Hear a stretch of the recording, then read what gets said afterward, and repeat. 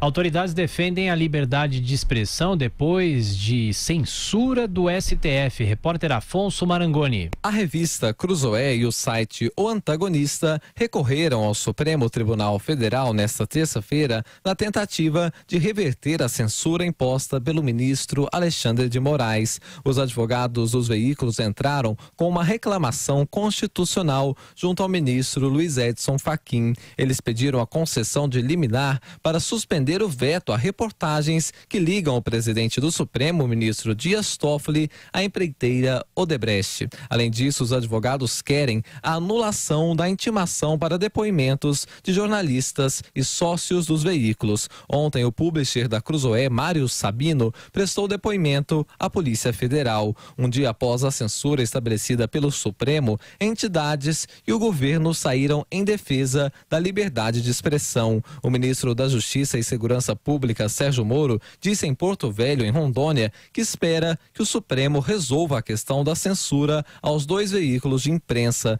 Moro destacou que a posição pessoal dele sempre foi pautada pela liberdade de expressão. O presidente Jair Bolsonaro usou as redes sociais para se posicionar favorável à liberdade de expressão, a qual ele classificou como direito legítimo e inviolável. O porta-voz da Presidência da República, Otávio Rego Barros, disse que a postagem de Bolsonaro foi em defesa não de um caso específico, mas de um conceito mais amplo. Ao colocar no seu Twitter uma defesa da liberdade de expressão, ele está mostrando-se cada vez mais interessado nessa transparência, na responsabilidade que a imprensa há de ter na transformação para a nossa sociedade dos fatos que ocorrem e também na responsabilidade que a imprensa tem de apurar profundamente e com a maior veracidade possível aquilo que venha a impactar o todo da nossa sociedade. A presidente da Federação Nacional dos Jornalistas, Maria José Braga, voltou a criticar a postura do STF.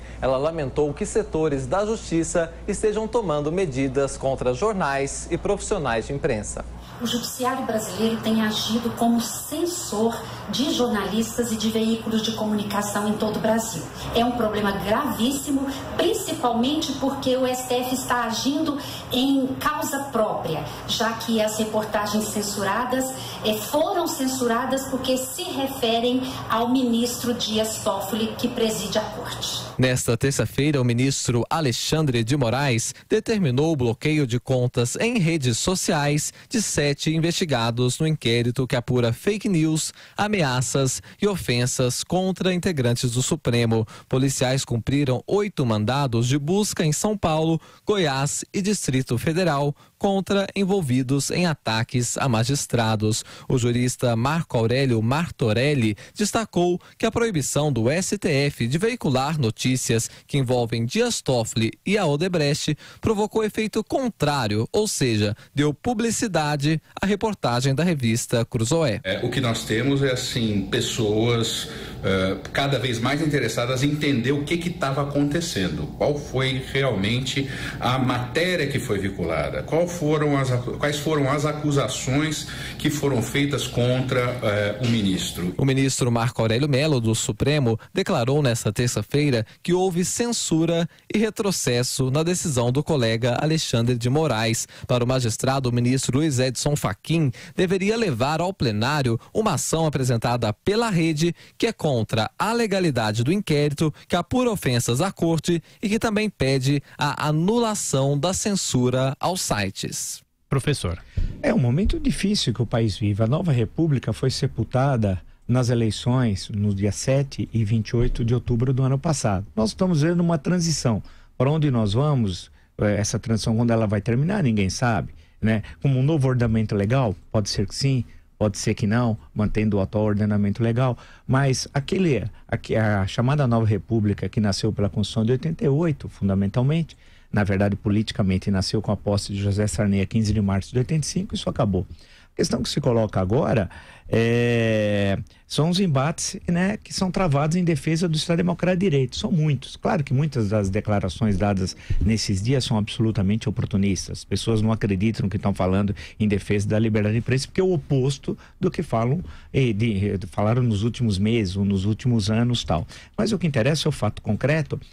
Me chama a atenção o silêncio de alguns ministros do Supremo Tribunal Federal, como foi bem destacado pela Vaira Magalhães no seu comentário, ou seja, o silêncio, por exemplo, do decano da Suprema Corte, Celso de Mello. Por quê? Por que ele não se pronunciou? Por que não se pronunciou, por exemplo, o ministro Barroso? Está nos Estados Unidos, num compromisso acadêmico, eu não sei por que tantos compromissos que os ministros têm fora do seu trabalho, mas tudo bem, fecha parênteses. Por que não se pronunciou? A ministra Carmen Lúcia, que tantas vezes, quando foi presidente, até recentemente, do Supremo Tribunal Federal, a todo momento dava entrevistas, foi a programas de televisão, esteve aqui na Jovem Pan, deu entrevistas a revistas, a jornais, foi bastante ativa, né? Inclusive, sobre essa questão da liberdade de imprensa, disse que o cala-boca terminou, não tinha mais, etc. tal. E aí, também ninguém fala, excetuando, é importante nesse caso registrar o ministro Marco Aurélio. É uma questão importantíssima, não há democracia sem liberdade de imprensa. Nós já falamos isso tantas e tantas vezes aqui.